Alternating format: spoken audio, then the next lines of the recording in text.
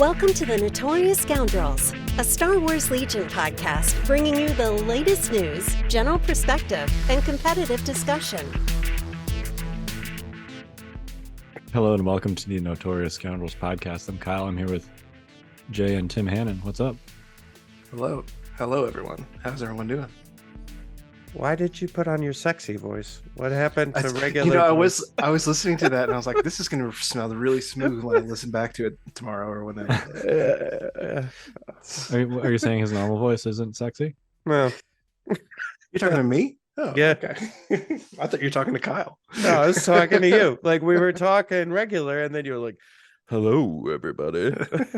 Welcome to the show." Yeah. He's got to put on his pro voice for the professional. That's right. That's right. Let me button my top button. Hold on. There we go. Oh, he's in New York now, so now he's got to be professional. That's right. No, things are good. I don't know. I just got back from vacation, so that was nice. I needed that. And I also didn't need it all at the same time, so that was great. Family vacations are always it was great. No, we had a great time. But towards I like ended up getting sick like just around the last couple of days, so those weren't as fun. But and the flight back was god awful. But other than that, everything. How was the flight awful? We don't need to go into all that. Because I was sick. Curious. So it like fair. my ears, like that. Yeah, dude. It was just, and like the whole time I'm like like trying to get them to pop, and they just wouldn't, and it was just, and they start to hurt, and I was like, I'm just gonna, you know what? Just open this door. I'm done. I'm out. Yeah. I'm out. Yep. Family goes to Disney with Psychotic Jay. Yeah, that's right.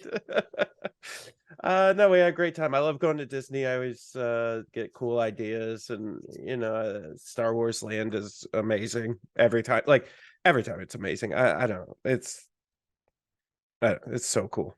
I still have not been. Dude, it's the best. Oh, it's so good. It's so good. It's on my list. It really is. I'm always impressed. I know how the stormtroopers do all their voice commands and whatnot. Even though I've seen it explained a million times, it's still fascinating to me. How you learn to do all that in sync. I don't know.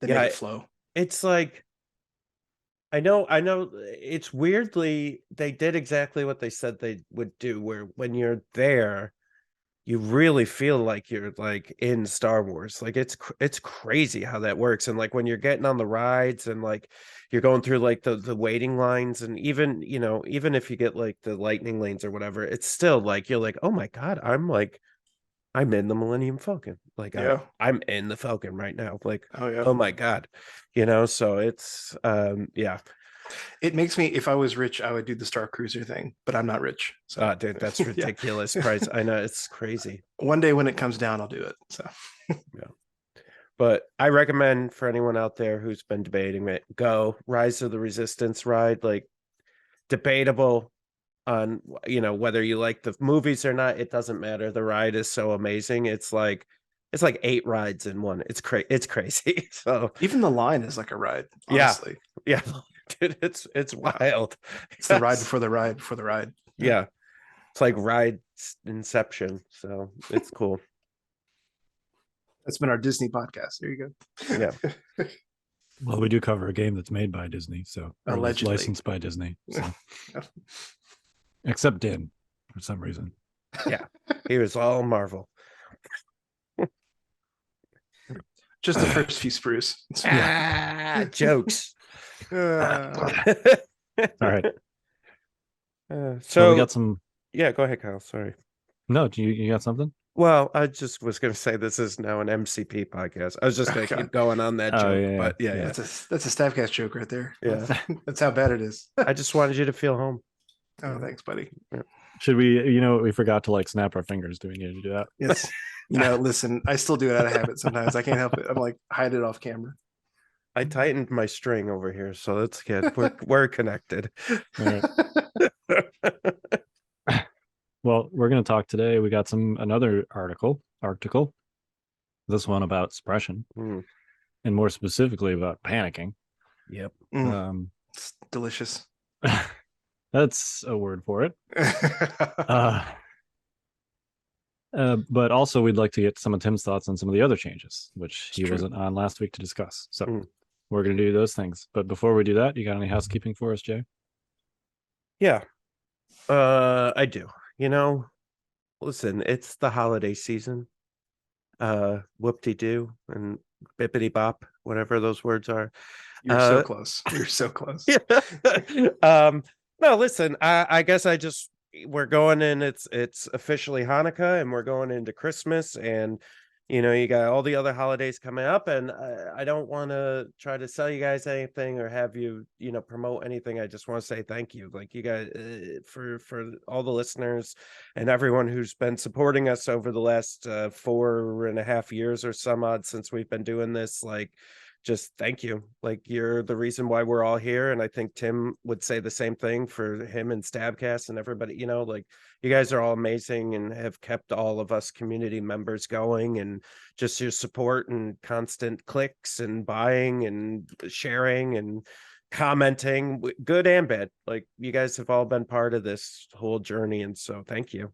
That's my house. I'm gonna hop on that thank you train if I can use that as a good segue. I did not set it up that way. By the way, it's okay. I know, but I want to get it out the way so I don't have to keep thinking like, how am I going to tie that in? Yeah. now that it's been butchered, it's great. Yeah. No, I just wanted to say, I've spammed all over the Legion sphere about my stuff getting stolen, and I wanted to say thank you to not just Jay, although especially Jay, for helping kind of lead that charge, but really everyone. Like, I've lost count of like how many people have reached out, but like, hey, do you need this box, or like a box of this, box of that? And I'm like, I at this point, like, no, I'm good. It was just my list. Like, it was only my packs list and my tools and everything. It wasn't like my whole Imperial army, which is good. But thank you to everyone. It's been very, very heartwarming. I might have shed a tear or two. So I really do appreciate it from the bottom of my heart. It's been an amazing community for reaching out and supporting me in that. So thank you. Yeah. And I'm helping, but really there was a whole group of guys up here in New York out of the Buffalo and Rochester area that for sure I'm in a message chain with, and they were like, what are we going to do? And so we kind of all formulated the plan together, and so just so everybody knows, we're making Tim whole, so you guys can stop sending him stuff, and we got it. He's okay. I like it now, like a week and a half later, someone like, hey, do you need anything? Like, now I'm really good. Like, I appreciate it. Thank you. Please. I'm almost set, but thank you. Yeah, thank you to everyone. I really do appreciate it. But also, if you need to buy anything for the holiday season that Jay mentioned, feel free to go to thefifthtrooper.com. You won't get it by Christmas, but good luck. All right. Listen, I tried, buddy. I tried. For the holiday season, that's kind of an ambiguous term. I said the season. Could be like you New buy Year's, a New Year's present. I just said Christmas. MLK Day. I was just, anyone who is up doing it for Christmas, they probably won't get. No, that's New Year, New Legion, New You. There you go. There's your slogan. That's your new slogan. Put it on. It's not a new Legion, Tim. They told us so. Oh, it's true. It's actually this whole thing that I'm doing, that we're doing, this kindness we're doing, is actually a trick. I'm having logos, Fifth Trooper logos, put on everything. Right. Listen, you've got someone that's skilled enough to paint those logos on there. That's fine. That's fine. All right, you heard it here first, folks. I've got the Inferno Squad logos on all the helmets of my Inferno.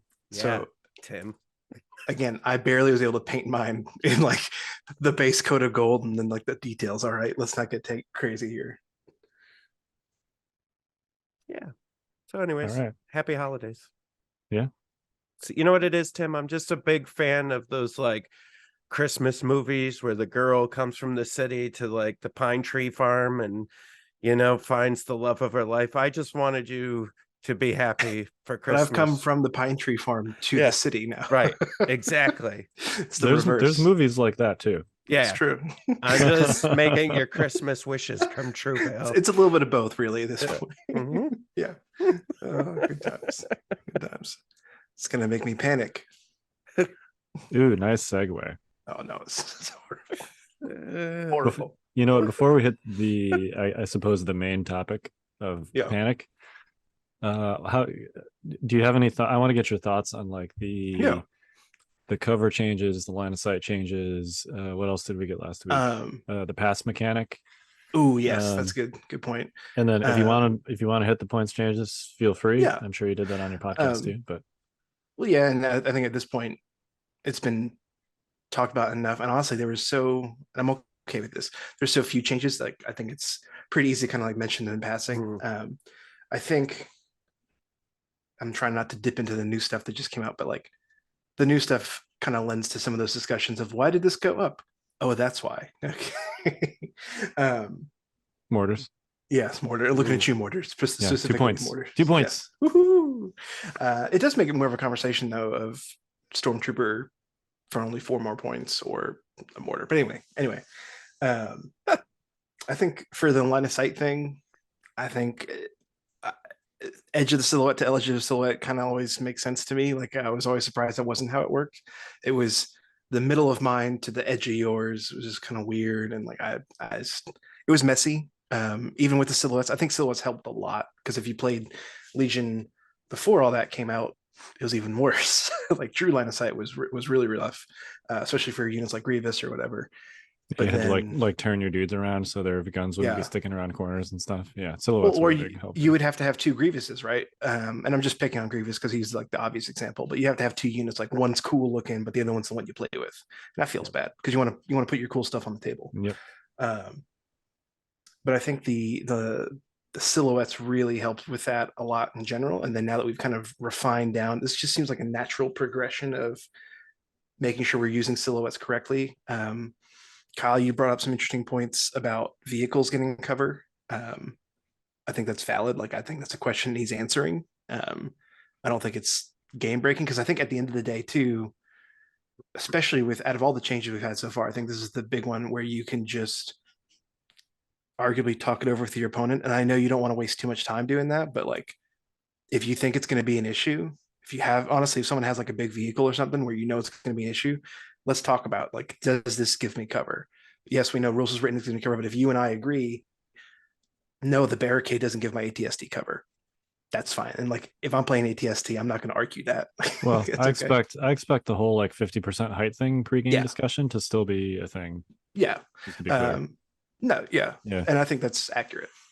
So I think it's a good point to make, but I also think at the end of the day, LOS and cover and things like that, it's always comes down to you and your opponent talking it out. You're just gonna have to make sure it gets a little bit more ironed out than I'd like to. And I do prefer it to be a little bit clearer in the rules, but it's okay. It's fine. But I'm a big fan of the edge of the silhouette, Like this just makes sense. The reciprocal line of sight is great. Yeah. Yeah, that makes sense. Pass mechanic, stupendous. Been waiting on that for a long time. And so I'm happy that we finally have that option. I think it is interesting. I don't know. I think it is game changing, but more like game balancing than game changing. More like for the lower act lists and things like that. I think there's still ways to kind of game around it with like fire support and things like that. So I think a skilled player will find ways to work around it if it's really kind of detrimental to them. But I think as a whole, I think it's going to decrease like negative play experiences, especially if you have a newer player coming in and they're like, well, I brought this like 7-act or 8-act list. And you're like, cool, I have an 11-act list that's optimized to kill you. It makes it feel a little bit better to be like, hey, buddy, if you don't know what to do, you can arguably pass if the criteria are met. I also really like that it's once a turn, like, or once a round. Yep. That's a nice little change that, because otherwise I think it could also be the flip side where it just goes out of hand. Yeah, like MCP style would be like unlimited passes, basically, right? And yeah. So, yeah. And I'm not a huge fan of that because I think, again, especially at the higher levels, I think that could easily be abused. Yeah. Good intent. But yeah, I think as a whole, it's a really good change. And again, I think it's a really healthy change, especially for teaching new players. And also for trying new lists. Like, I think it opens up a lot more options for people. And I don't think you see as much as a push for like, I have to get to 11x or even 10. They seem to have found a nice way to make it so that it's less bad to run lower activations while still making it still useful and desirable to do things like eliminate activations, right, and stuff like that. Well, it feels good because like having like been building stuff now, it's if I get to 9 and I have a really solid 9, I'm okay with that. Whereas like before, okay, yeah, I like a really solid 9, but I really feel like a 10 or 11 is just gonna just crush me, just on activations alone. So now it feels like a little bit more level playing field. So yeah, there you go. There's my takes. Tim's quick takes. All right. Well, let's hit these new suppression rules. So there is what they put in the article, and then there was one extremely relevant and important thing yes, that they did incredibly not put in the important article. caveat. Yeah. So let's first read what is in the article, and then we'll go over the biggest suppression change that is not in the article. Right. So I'll just read this word for word, and then we can talk about what it means. After your rallying, if a unit performs its action step while suppressed, it performs one fewer action during its perform action step. That's same as now. If a unit begins its perform action step while panicked, it cannot perform any actions or free actions and drops any claimed objective tokens that it may have. Also still the same as it is now. Then, if a unit did not perform any actions or free actions due to panic at the end of its unit's activation, it removes suppression tokens equal to its courage value. So basically, it no longer runs away. It just stays there. And then it also removes extra suppression at the end of the activation if it actually panics. If it begins its perform action step while panicked. So if it's panicked at the start of its perform action step. So that's slightly different, I guess. Still pretty bad to be panicked on your turn. I think it's actually a lot worse, but yeah, we can get there. I mean, you can't lose a unit off the table to panic anymore. Right. You can't, but also now you cannot use a panic to maneuver in such a way that it might still be advantageous for you. I've seen it happen. Yeah, I've seen it happen multiple times to me where either I or my opponent says, "Oh no, my unit retreats into heavy cover and he's still scoring." Cool. Now you can't see him, or line of sight blocking. Now you can't see him. So, and then the last change is panicked units and objective tokens they have claimed cannot be used to satisfy victory conditions on an objective card. Which is nice. I yeah, like that. That makes more sense. it does. And that by itself, I think, would resolve that situation you just described. Yeah. Because currently in the rules, you panic, you check for panic after rally step. Sure. If you're panicked, then you do all the things, but then you keep the panic token per the rules until your next activation. Right. Unless you go below. If you drop below double it your gets courage removed. value, then it gets removed. So that alone would resolve the situation you just described. But there's one thing that's not in this article, which is this was confirmed on the Discord, by the way. So multiple times. Yes. So this is not speculation on our part. And if this is not in the final rules, then that means it got changed. Yes. But basically, that you check for panic constantly. So anytime a unit has suppression tokens equal to double its courage, it is panicked. Which means, importantly, that on a scoring turn, which often is the last turn, but not always, if a unit, after it activates, accumulates double its courage value and suppression, it's essentially like useless for scoring purposes. It can't score objectives that it require it to be somewhere, like breakthrough or intercept or KP. It does not drop boxes or anything that it has. The boxes it has just become worthless. So it's like even worse because another unit can't pick them up right after they go. So don't go early with your box units, I guess, on the last turn. Or unless you can make sure they're safe somewhere where they can't get shot. Right. Yeah. So, and the notional goal here is to make suppression more relevant. At least that's stated in the article. And it has done so. It's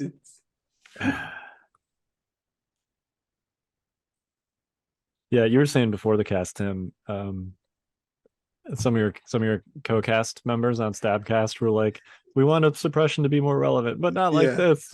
Yeah, like, oh god, not like that, not like that. I like it. I think it will definitely require some rethinking of really a lot of the game, honestly. I do think maybe this becomes a bit of an issue with how many suppressive units are available to, I guess, everyone. I mean, I'm thinking of Empire a lot, but Empire even specifically. well, Empire, Rebels have a decent amount, so do Republic have a decent amount of suppressive. Like, I don't know. I think it could be easily abused. Yeah, and I think it's not just suppressive weapons too, right? It's so there's a couple things here. There's essentially two sides to the suppression coin, right? There's the dishing out suppression, and then there's the removing or the mitigation of suppression. And right now, the game is designed around suppression being relevant after your rally step, which means that currently it's pretty difficult to panic a unit, but I think that's a fine because panicking a unit is like extremely impactful and rewarding usually. But part of the reason is that you get to rally after you, like right before you check for panic. Yeah, you have a chance to save yourself, even if just with like blind dumb luck, like because even if you got like 8 suppression or something, you can be like, hey, maybe I'll get lucky. Right. But in practice, for most units in the game where you have like a Courage 2 commander, it means that you need on average 6 suppression on a unit to panic it.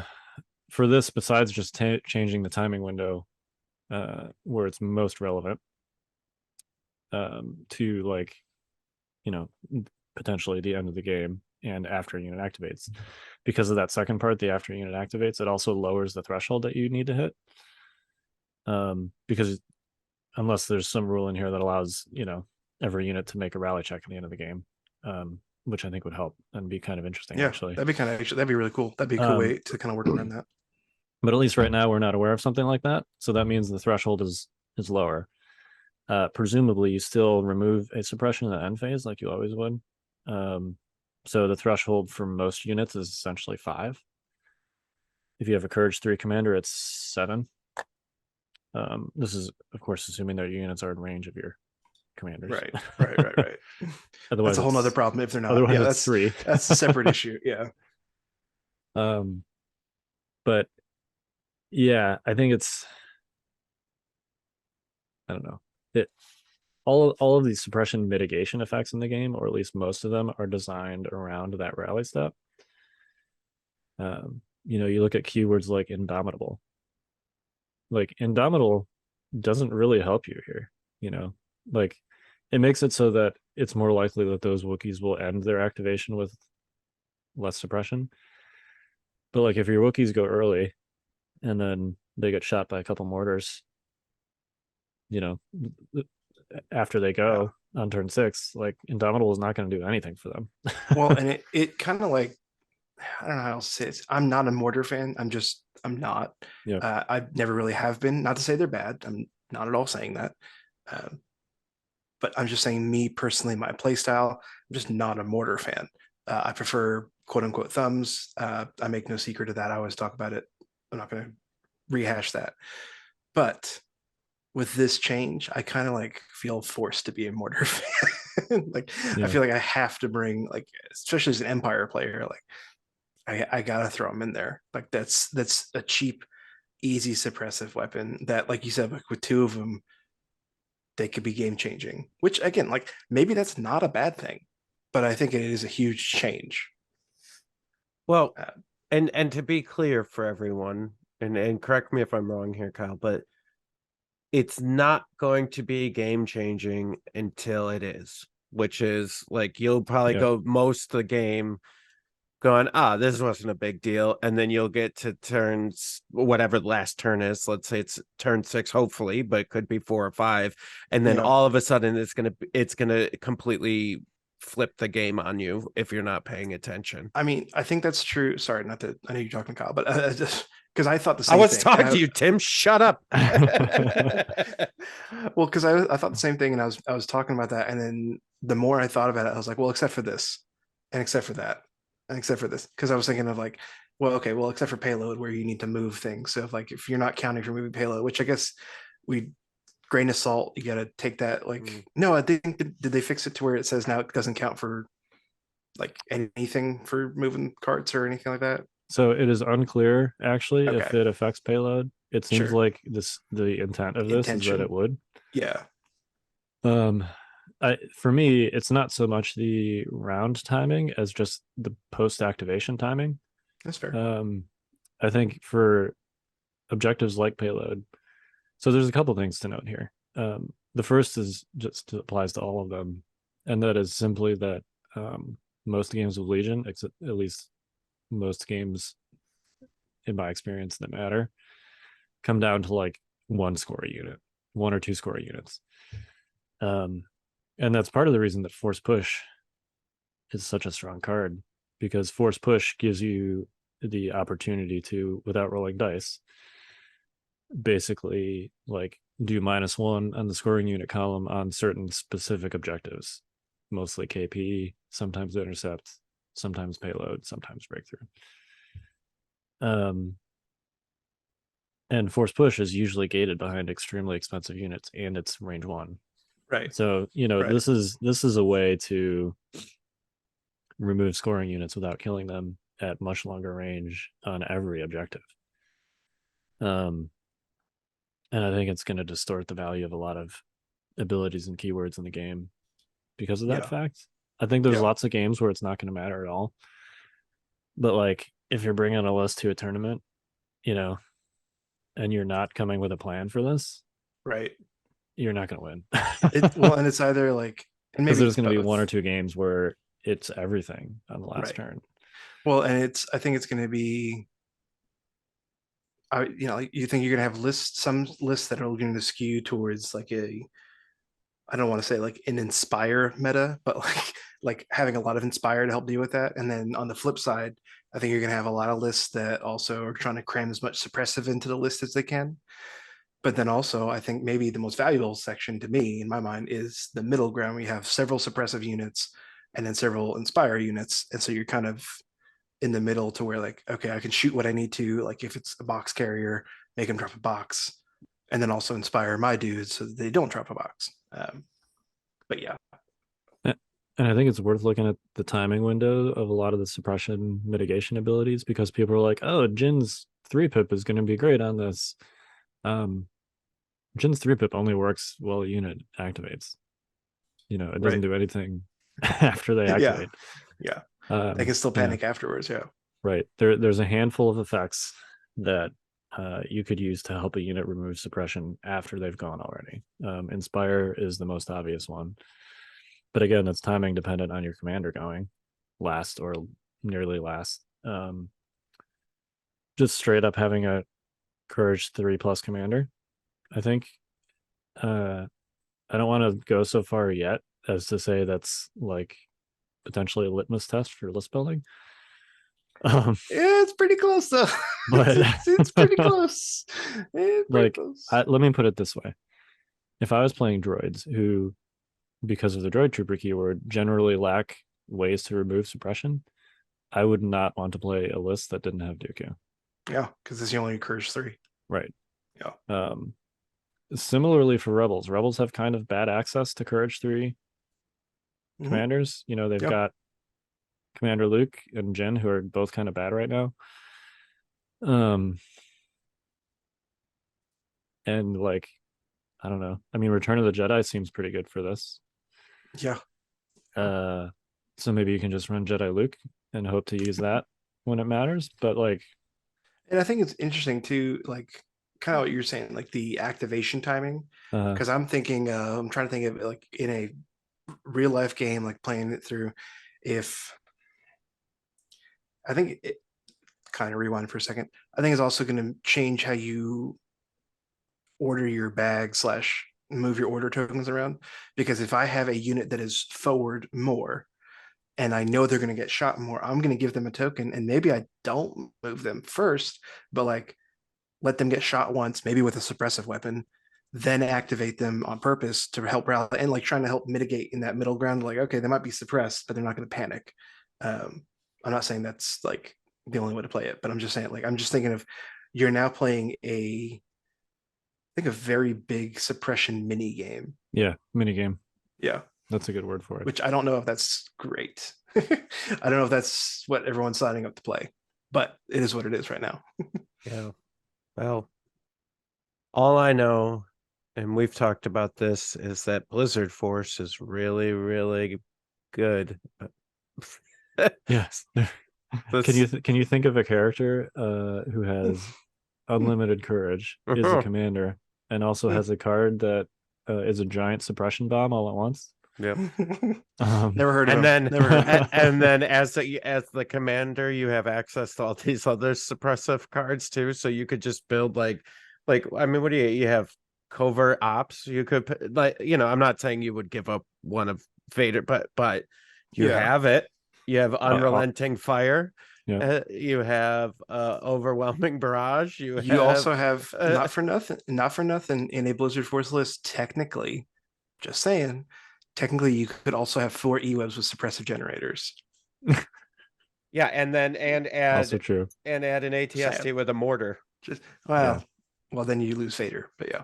But right, well, yeah, I'm saying, but there's, I think this does. I was thinking a lot about this. Like, I hardly pay attention, but like, I was reading some of what our team was like, right, and I'm like, oh, like it even though Vader's great and is like would be perfect, right, for this, but it actually opens up Blizzard Force even more, I think, to like what you're saying, like, oh, E-webs, ATST. So even though Vader's great and, is kind of like the linchpin to the really great Blizzard Force list, I think you could have even more options that might be maybe as good now with the suppression game that you're playing, if you're loading up all these suppressive cards and weapons and everything else. And I think you need more than Vader, because Vader can blank, he can go down as any Force user can. But I think that's also not to keep harping on it, but that's the dangers of Blizzard Force, right? Is like, you can have those threats. It's fragile. Yeah, right. But like, I mean, Kyle, you said it at PAX when we were talking about, like, because I asked you, like, why does your list, or why does Blizzard really keep tabling? Like, what's happening? And you're just like, well, there's so many threats. It's, if Vader goes down, okay, you have bikes down your throat. And then you have these like heavy troopers down your throat if those go down. Like, you have so many super scary threats. Yeah. For me, I think the short version of this change, and we'll see how this actually plays out, but I don't know that suppression becomes suddenly like a win condition that you want to try and build for. It definitely becomes a loss condition that you need to try and avoid. And specifically, I think you need to target the stuff that can help units remove suppression after their rally step, which is a pretty short list, like we discussed. Commander Courage, Inspire, Return of the Jedi, possibly Maul's 2-pip. The wording on that seems like it would last for the whole turn, although range 1 is pretty short. That's all I can think of off the top of my head. I'm sure there's others, but besides that, I think it mostly just makes units that already utilize suppression, which is already, by the way, like a very good and useful and effective part of the game, in my opinion. It just makes those better. It's like a bonus. It's icing on the cake, basically, for lists that already made good use of suppression. I mean, suppression already, losing actions is really bad. It already had tons of objective play in it. Like, units already dropped objectives when they panicked. Suppressing a unit, like, movement is really important for scoring objectives usually. So suppressing a unit on a turn when it needs to move twice, which is a lot of objective turns, is pretty devastating. Panicking the same unit, usually when you panic, you're moving away from where you want to go. Right. You brought up that edge case where people have used panic to like go in a useful direction. I think given the fact currently that the panic token persists from rally step until the next turn, I think you could probably just introduce this language where they don't count for objectives if they have a panic token. Yeah, I think that would have been enough. Problem. Yeah, I think that would have been enough. Right. Honestly. Well, I will say too, and I've said this in a couple places to that point as well. I think this also possibly helps increase the likelihood of actually killing a unit instead of just making him run.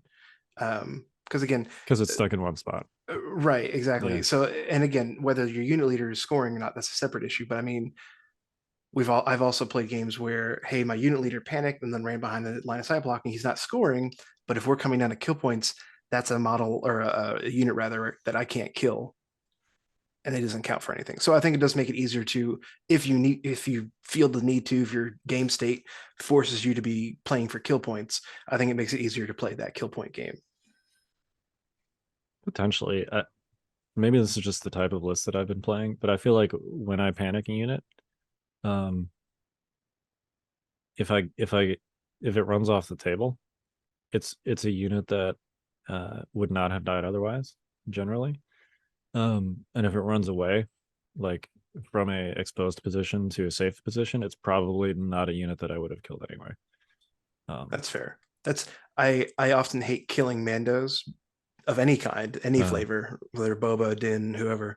But yeah, normally my solution to killing a Mando is, if you can't kill it, make it run. Yeah.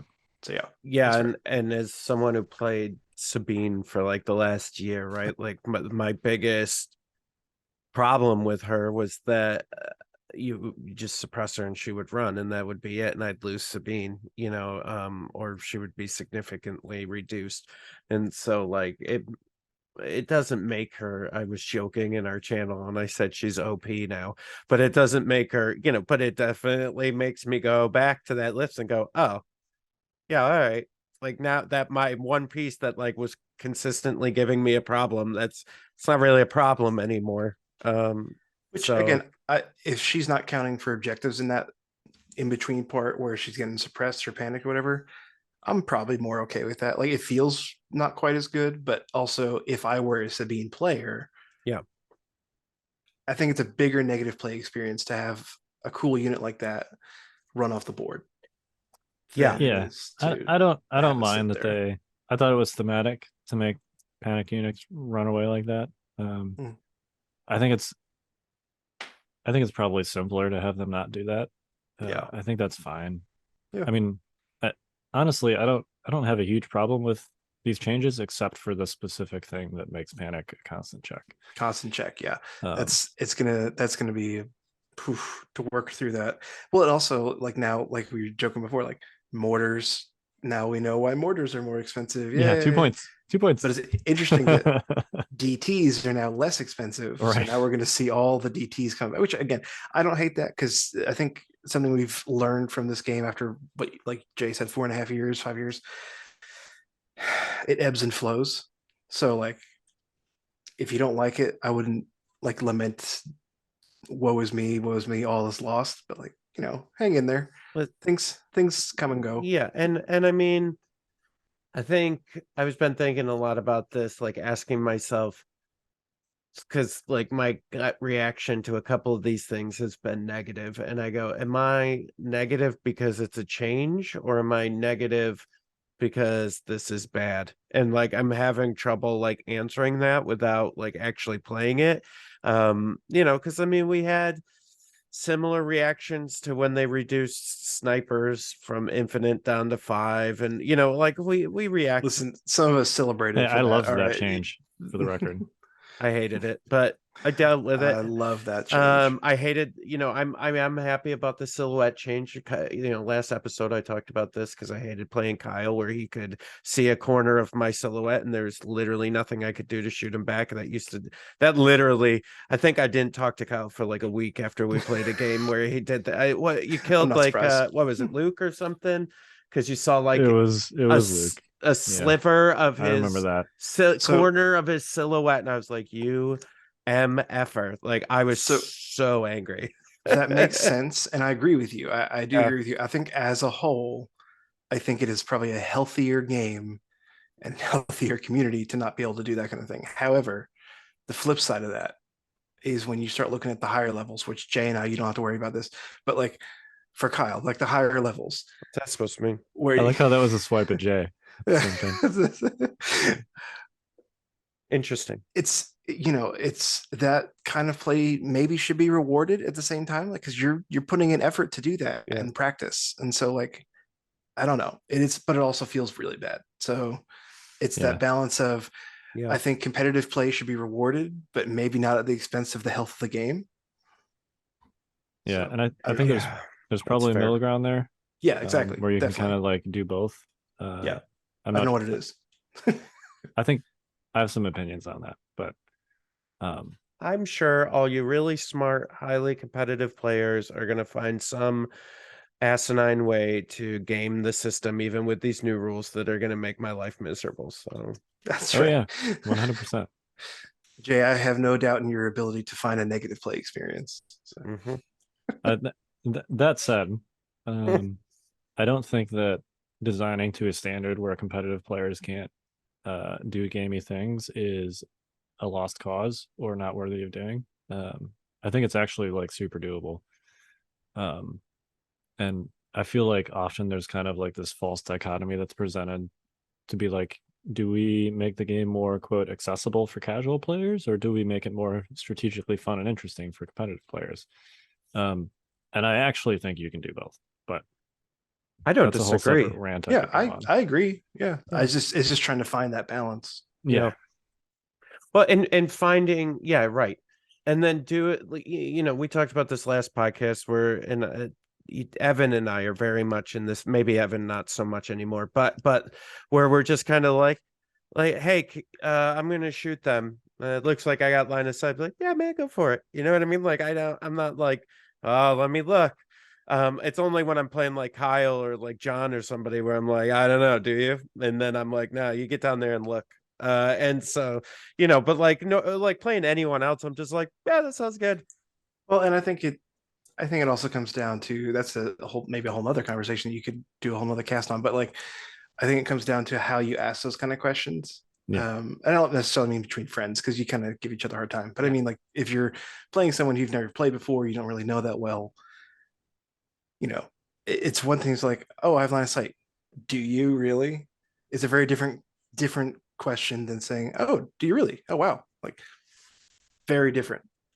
Like literally the same question, but two different ways that you're going to take that, and just going to kind of skew how your game's going to go on the friendship level.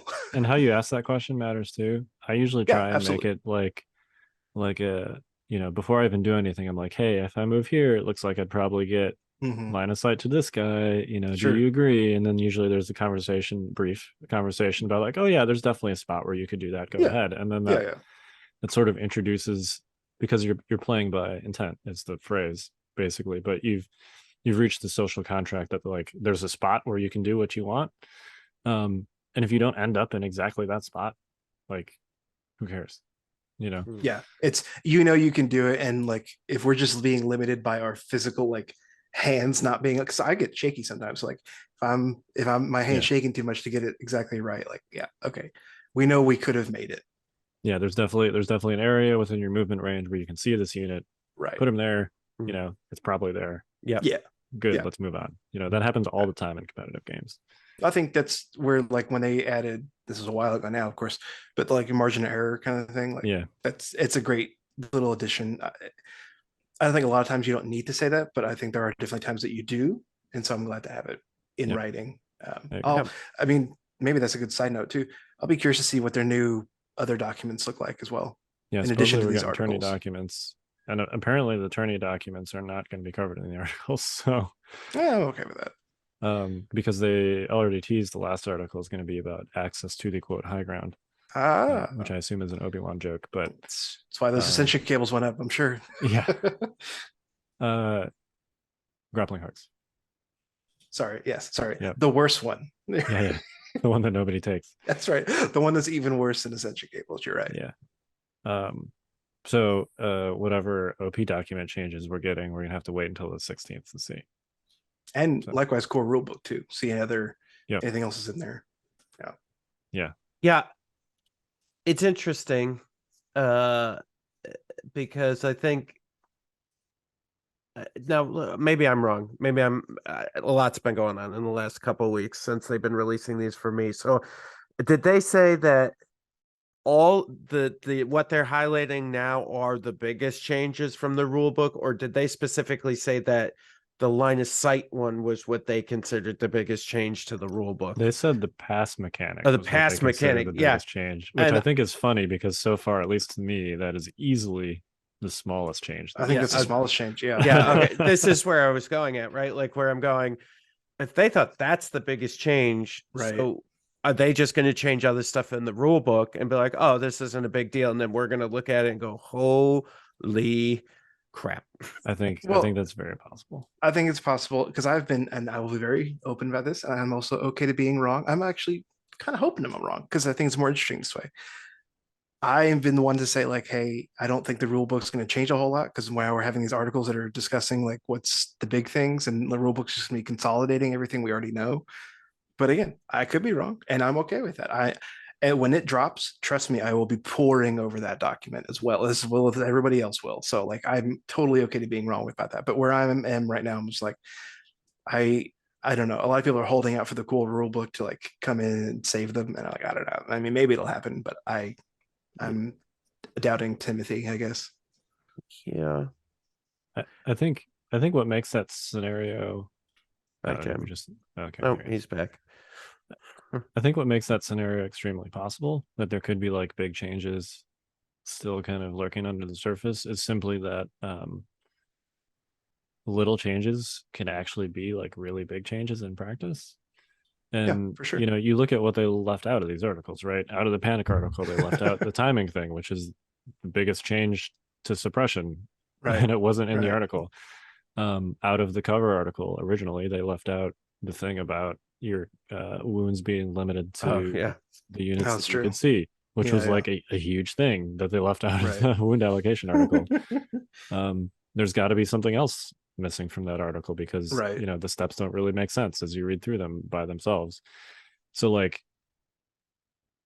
I think there has to be some stuff lurking in that rules document that we're not going to get seen from the previews, simply because of how much of a difference really small tweaks can actually make in practice.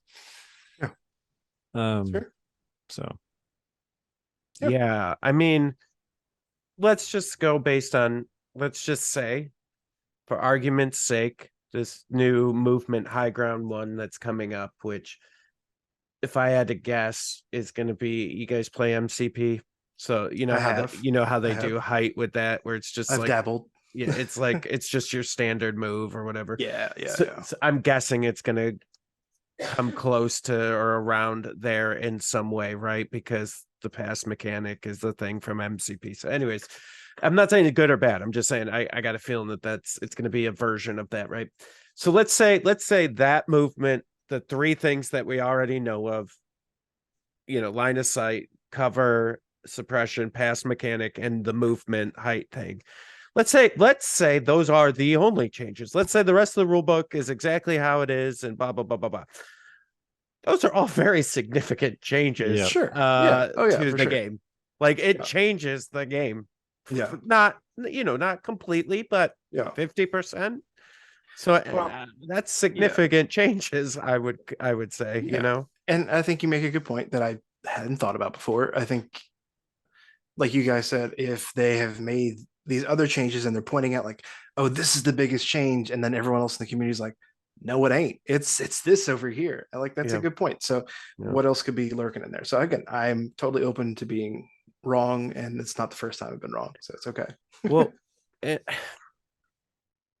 I don't know, but the suppression one specifically, and what we've been talking about with timing and like all the cards and stuff, like there's got to be something else with like the rally step or something, because like there's a lot of things that just don't make as much sense anymore.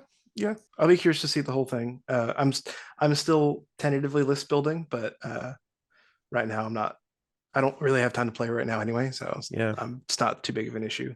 I think this, as much as, and again, I don't want to go off on a side note here or a tangent, but as much as I don't like the slow drip of news, I think if we're going to do it this way, this is the season to do it. because I think a lot of people are too busy to be doing Legion anyway, so it's fine. Again, I'm not a fan of it, but it's all right. Yeah, I don't. I'm 50-50 on it because I didn't think I cared for it, but after seeing the changes, I'm like, oh no, we needed time to digest this. Like that, like if they just drop this all in a rule book, like could you imagine like however many pages, let's say, I don't know, like 60-70 pages of a rule book that you're trying to read through and you're going, I'm sorry, what just happened to suppression, and you're like stuck on that and you don't even make it to like line of sight, you know what I mean? That's fair. Well, and I hope they keep and maybe this is the pipe dream, who knows. I do hope they keep the format of blue text for changes simply for readability. Oh, they've already stopped that, Tim. How did they? Yeah, they haven't even done that I didn't catch the RNG that. updates. They just the last RNG, they just added it to the back. Never mind then. Yeah, so if this is like a totally that's all I new looked document, at is the back. Yeah, so that's why I didn't catch that. Them to do that. This is a brand. So basically, just to prepare everyone at home, this isn't a complaint. It's fine. Games get new rules all the time, right? Like it's good. It's good that the game is living, right? Like we may not agree with all this like minutia of the changes, but like it's good that the game is still living and they're making changes. It's good overall for the health of the game, for sure. But just to prepare everyone, if you're planning on going to Worlds on January 16th or whatever, you have a brand new rule book you need to study and like read up on and then go practice in detail. In detail. Yeah. Like you're going to want to read every word because guess who else is reading every word? This guy over here. And you're going to be facing him in Worlds. So you're actually, well, on my screen, you were pointing at me, which is, I mean, I will be at Worlds, but I'm there for a good time, not a long time. So it doesn't matter what I'm pointing to on your screen. I'm recording mine. So fair enough. That's fair. I was pointing at Kyle. But anyways, I mean, everyone, so please be prepared because you're going to need to know the rules. And I think you'll get a little bit of leeway, but not much, especially at Worlds. To your point too, just to back that up, like whether you agree with some of these changes or not, like you said, it is way better to have a living document in a living game than not, especially when not that long ago in the grand scheme of things, we were all very concerned and like, oh, what's going to happen? So now to see a game that's constantly being processed and tinkered with and adjusted, that's a way better spot to be in. So I'm okay. Even if you disagree with it, again, the game ebbs and flows. It's okay. Yeah. Yes. Because what would be worse is that it like what happened with Armada there, right? For a while where it was just like, no updates. And you're just like, does this game exist anymore? Yeah, if you don't like it, you're just gonna have to deal with it for a year. Like, right. All right, good luck. Or more, really. Yeah. That I'm saying in those cases. So it's better to have something where you're able to like look forward to hopefully more frequent changes. Yep. In theory. As long as they're good changes. What gets me about some of these is like some of them are great. Like the pass mechanic, I actually think I really like. That's a thing that people were asking for. That's a problem that had been identified by the community. But some of these are kind of like a but why situation. Like, was this a problem that really needed fixing? And we might see some more of that. But so far, a lot of these kind of fall into that category for me, where it was like this kind of already worked fine. Well, and again, like, I mean, back to, since it's the newest one, like the suppression thing, let's say that the way they do it now with it being checked all the time is detrimental to the game and like everybody hates it and it's just awful all around. Okay, so then they adjust it. Probably not waiting for forever to adjust it, but like, they go in and be like, all right, we'll fix that and adjust it hopefully soon. And I guess my hope is that actually happens. That if there is negative feedback about that stuff, that it's not just being like, oh, they're just a bunch of irrational haters. The MCP community is so much more positive. What's wrong with these Legion players? Like, so I hope that they take the feedback in stride and make adjustments if necessary. So, and they have said, I think actually it's probably, we were mentioning the lack of kind of like follow-on points changes beyond just the broad brush things that they hit. I think maybe it's a good thing that they didn't really do much because now that we see some of these, especially the suppression one, this is going to have some pretty big value distortions on a lot of units in the game. Yeah. And if they're not married to the yearly timeline, which they said they're not, that opens the door for them in a couple months to be like, okay, these rules actually affect a lot of these valuations more than we anticipated. We're either going to change the rules or change the unit valuations. Right. Yeah. Which hopefully, like you said, that's what they said. So hopefully they stick with that. I don't know.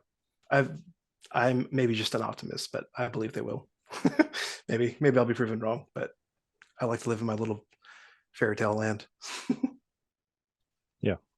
No, I mean it's good to be optimistic. My optimism is that if some of these changes are disliked by the community, that they have a pulse on that and will make the changes accordingly. So I was pretty encouraged that they went in with the wound allocation and they addressed that kind of early on. Like they went back in and not immediately, but I mean pretty much in the grand scheme of things, immediately addressed that and updated it. And we're like, oh, whoa. You can't take more wounds than people you can see. Cool. That helped everybody a lot. And it's like, all right. So I think little things like that, they're huge. Yeah. And it's more than just that rule, but just the gesture of making that change. Cool. Great.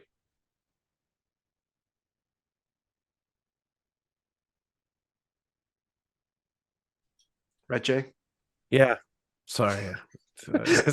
I got some news on something that is completely disturbing to me, and not a like a bad like personal way, just something else. And so it just hit me while we were on the cast. Sorry, everyone at home, and it completely threw me off. I apologize. I just like Jay learned that ATSTs are going up 25 points. Yeah. Oh my god.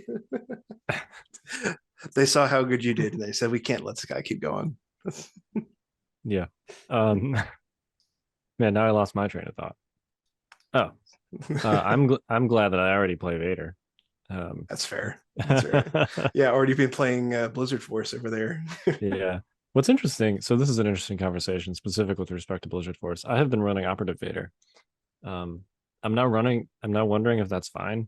I think that it is. Like you have, roughly 4 Courage 1 core units that are dependent on your officer, but the objectives that Blizzard runs don't really care that much about trooper unit scoring, except payload, but you can just like suppression bomb your opponent's units when the payloads cross with Master of Evil, and that's fine. Exactly. For you. So well, and especially for I think for a melee unit, you have to be able to shoot him in order to suppress him more or less. Yeah. And so I mean, as long as Vader's staying in melee, you're probably okay. Right. I was more concerned about like the Naked Snows, who are kind of your objective bodies, but if your whole opponent's unit gets nuked by Master of Evil on payload, which is really the only objective I could see that mattering. Yeah. Sorry, that's all I meant was for payload, because I'm thinking of Vader like being on the payload kind of thing. Yeah, I think that's fine. I mean, the bikes, bombing run doesn't care about this. At least your bikes don't. Your enemy trooper units might. Another reason why my dewbacks will, now they'll never see the light. I forgot they were in there, but we got you. I know. They're coming. I just got them in. I'm like the guy that cries over the Rancor, like when they when the Rancor dies. Actually, is bombing run the only objective that's not affected by this? Because there's no value to holding a bomb at the end of the game. You still would drop it if you panic, which hasn't changed. Yeah. Well, yeah, but if you drop it when you panic, it wouldn't be activated though. Yeah, but that's no different than it currently is. Yeah. I see what you're saying. Yeah, I think bombing run's the only one not affected. Okay. Interesting. Yeah. More reason to bring bombing run. Which is more reason to bring Blizzard Force. Yeah, right. Oh man. Or Dooku steps. I'm curious to look at I ran something for Atlantic City Open. I guess that was 6 months ago now. But it was basically like a Vader gun line with a bunch of mortars and some death troopers. And I successfully panicked several units under the old panic rules in that tournament. And now it's like it's way easier to do and more relevant. So I wonder if a list like that is possibly also a good alternative to Blizzard Force. I don't know. All the cards I can think of that dish out a ton of suppression are Empire cards. Yep. I know it really is, and it's. I mean, I'm an Empire fan, but at some point, I'm just gotta like sit back and have an honest look at it and go, oh my, okay. Well, as it is, okay. And I think this is right. People need to correct me if I'm wrong because I'm not 100% sure on SoCal, but I think that Empire has won in the current rule set the last 4 U.S. tournaments. That being sounds right. PAX. I think SoCal was like a Iden Bikes situation. Nova Open was Iden Boba, and then Gen Con was Double Bounty. And so what makes me sad is I remember the last time this happened, and then the bat that we just got murdered with. And to be fair, then COVID hit too, so then like everything shut down. But I just remember the last time that we were on top by a good margin. What happened and how much it hurt. But I mean, it also needed to happen. Well, that was mostly just points increases. I know, yeah, but it makes me still question the heavy gun on short troopers. Yeah, that's fair. That went back down. Not enough, but okay. It went back down to what it was before. Yeah, it's still not enough. It's still so expensive. In this day and age, there's so many other things I could afford. Well, now you get mortars with your short troopers. Points are real tight Gross. in 2022. Real tight. Right, Tim? Guys, save them points. Put them in the bank for the real things you need. You got to have models that can be concerned about points, so it's okay. Yeah. Too bad you don't. But soon you will. I know. This is actually just an elaborate hazing, 5th Trooper hazing. Do you guys want to go through real quick the factions and just kind of highlight? Are we still recording? Yeah, we are. All right. Yeah. Just super fast hit the highlights about how each faction is kind of like what their options are for dealing with this change, basically. Yep. Okay. I mean, we've kind of already talked about Empire. Just keep doing what you're doing. So I would say keep riding that high. Keep riding the wave. Yeah. I think lead by example. Yep. Value goes up significantly, even in Empire. Yeah. Like I think you could potentially even put a lead by example on a Darth Vader, Commander Vader in a Blizzard Force, and it might be worth the points. I'm definitely putting it on the officer. Yeah, based on the new rules. Let's see. We could do Rebels, I guess. First. Rebels. Yeah. So Leia. So often don't have command slots for lead by example because they're running vigilance. Yep. Well, not anymore. Well, not anymore. Yeah. I would say Leia's points go. I think Leia's value goes way up with all the changes with the new line of sight cover rules and the fact that she has Inspire too. I think her value that's fair. Is up, and you add lead by example onto her. She got Inspire 4. Boom. Is it up enough to like actually make her good though? I think Inspire 4 is enough to be considered. But also then you have to tack an 8-point upgrade onto her. Yeah. Right. I mean, maybe Echo Base. Maybe an Echo Base defenders list might have a little bit more value. A Commander Luke Echo Base, because you've got the Courage 3 Commander. FDs. You've got suppressive FDs. Yep. Yeah. So. Yeah. That's fair. Oh, look at me coming in and knowing things about stuff. Boom. I think all the other Rebel lists stock down. Yeah. Unfortunately. Yeah. I think just a side note, because I think of Rebel lists that use this sometimes as well, is like Dauntless and Compel, which we didn't really talk about, but like with the suppression changes, those things are way risky. Well, and if suppression is a constant check, it seems like it's possible that it could like instantly end its turn if it takes, like so say that you have 3 suppression, right, on a unit with functionally Courage 2 for commander purposes or whatever. Right. You take a force suppression with Compel to get your move action. Compel happens after the rally step, before the perform action step. And the new text reads, if a unit begins its perform action step while panicked, it instantly becomes panicked. Yeah. Right? Yeah. Yeah, I mean, So as far as I can tell, yeah. Right. So basically, you cannot compel from 3 to 4 suppression. Yeah. Or dauntless. Right. Anyway, I didn't mean to derail our conversation, but it was something important to point out. No, that's a good point, because that's another way that the quote unquote traditional timing window that suppression effects were built around with this game is kind of like distorted by this change. Well, and once we get to them, I was thinking like Black Sun Enforcers. Yep. Like, that hurts him a lot, which I'm okay with, because I'm all a fan of hurting Shadow Collective more. But yeah, so overall, I think Rebels have kind of the least options to deal with this. Yeah, I think they got hit really hard. Okay, Republic. I think you got enough Inspire that they're probably okay. Like different ways to Inspire, or I don't know. You can throw lead by example on commanders instead of vigilance now.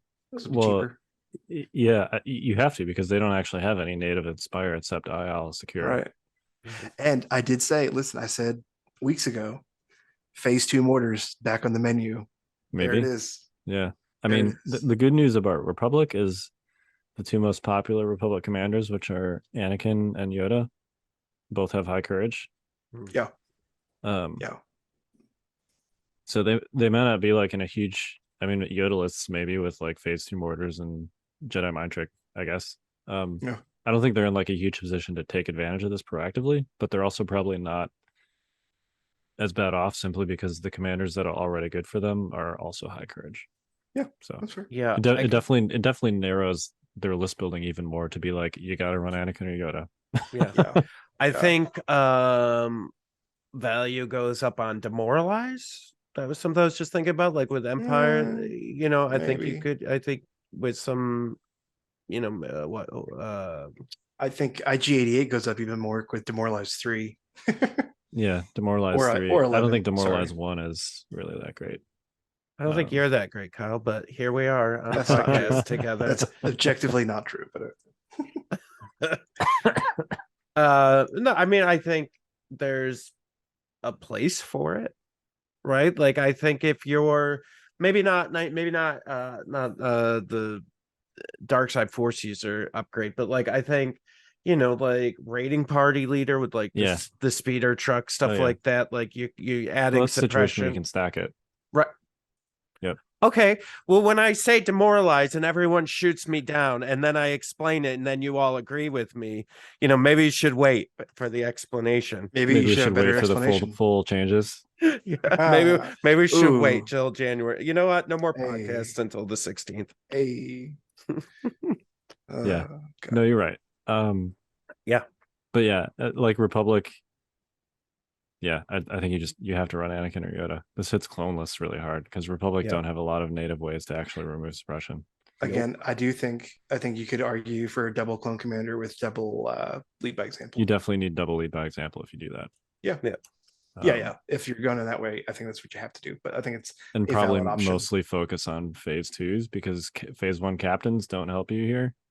I think this also puts 5s in a phase 2 all the time now. One thing that for the Courage 3.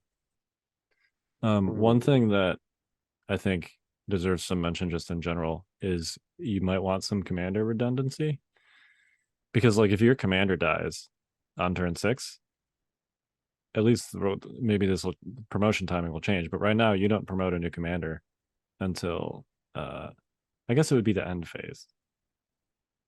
So that might be okay, right? It's the end phase. Yeah, it's the end phase. Yeah, so assuming you make it to the end phase, which hard dice down is like a whole nother conversation with this, where it starts to get really weird. Yeah. Then you might be okay, but like losing your commander at the wrong time could also be super bad.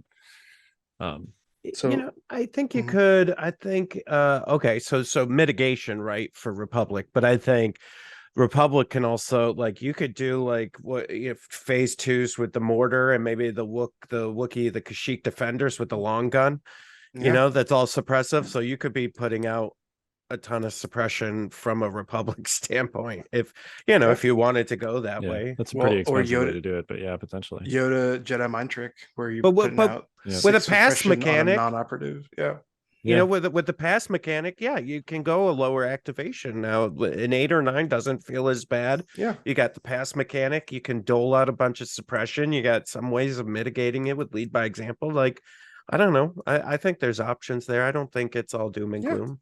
No, I actually think I Republic is the least bad off with respect to this change, second to Empire. Like if I were to like rank the factions in order of like how this change affects them, I would do Empire on the top clearly, and then I think I'd put Republic second.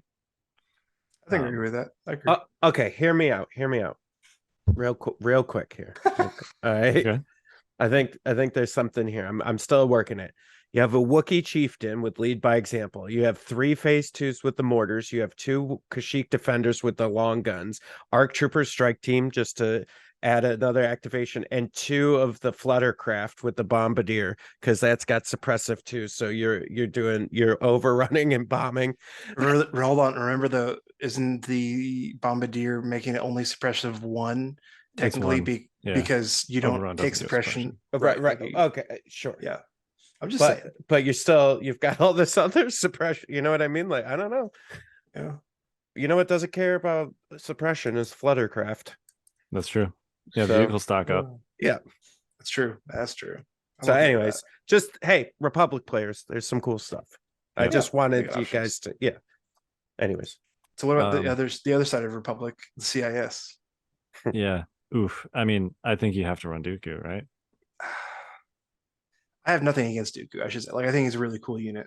I just don't like anything that like pigeonholes someone into running one thing. I don't either. I think this change significantly narrows list building by a lot. Yeah, because everyone else is 2, right? And there's no other way to. Yeah, Dooku's your only courage 3 option, and they don't have any.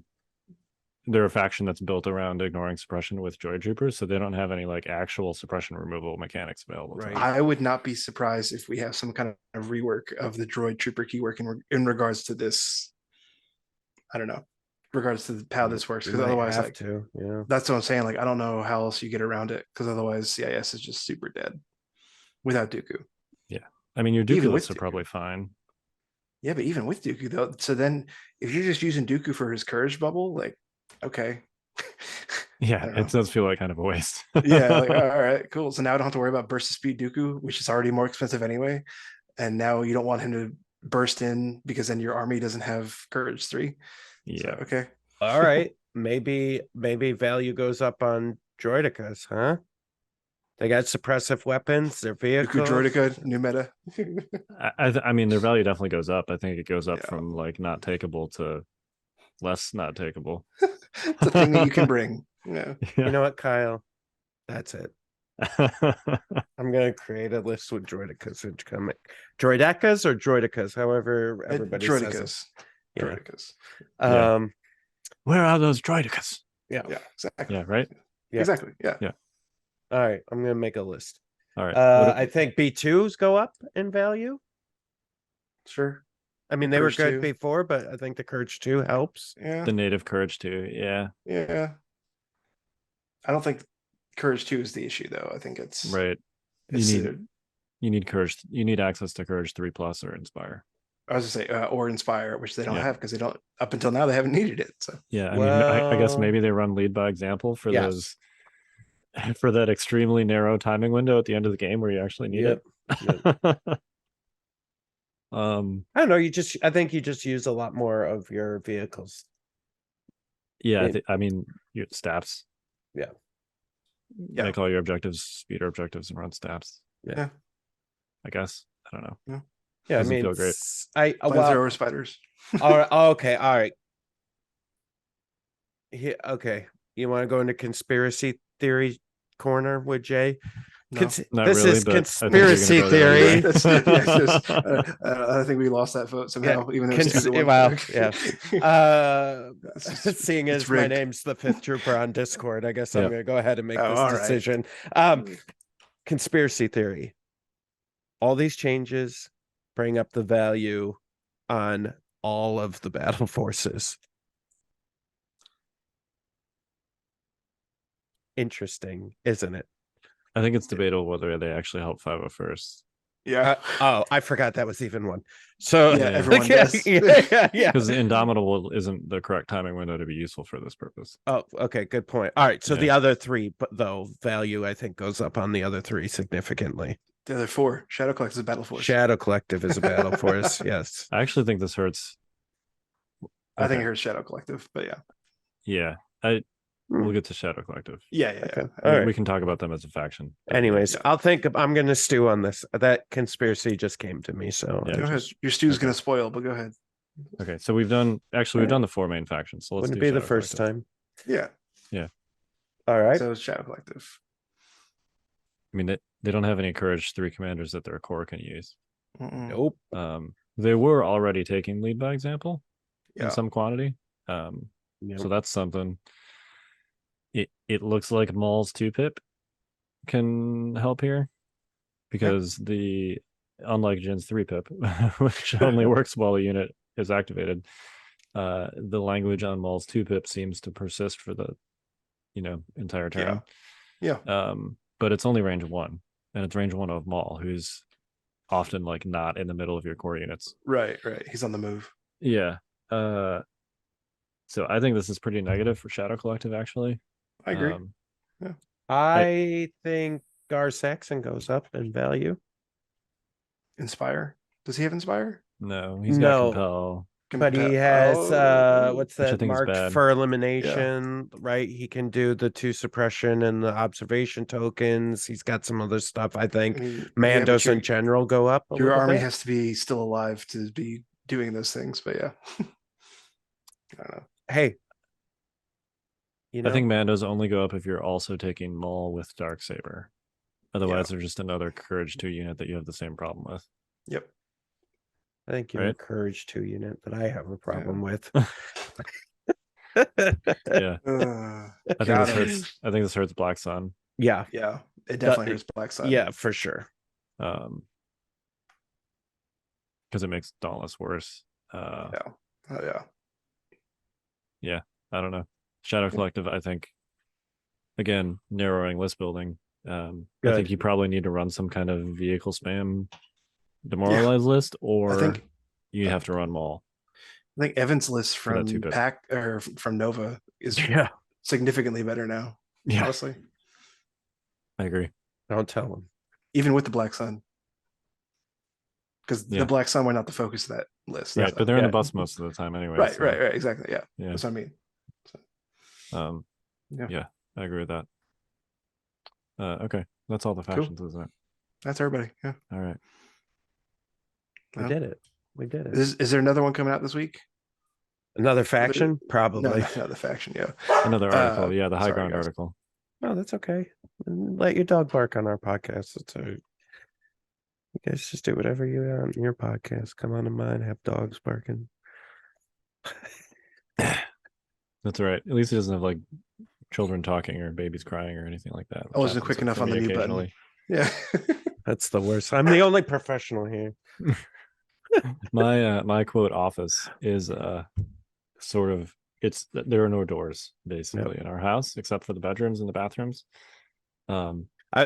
Before I was thinking about that. You're like, there's no doors in our house. Like, boy, you live a real alternative lifestyle, Kyle. Like, let me put it this way: there is not a door on the space that I am recording in. It's essentially like, we call it the landing. It's like half a floor in our split level, basically, between the basement and the main floor. So there's no like sound walling off, the rest of my house. It's good that I have a directional microphone. Let's put it that way. Hey, I got a new mic too. Yay! There you go. And occasionally my kids will like play peekaboo with the blue screen, which is entertaining for them. But yeah, green screen, not a blue screen. What is this, Disney? It's the same. Yeah, I know. Who cares?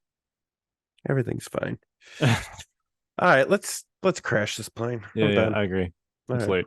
Yep, I agree. All right. We are the Notorious Scoundrels. I'm Kyle. I'm Jay. And I'm Tim.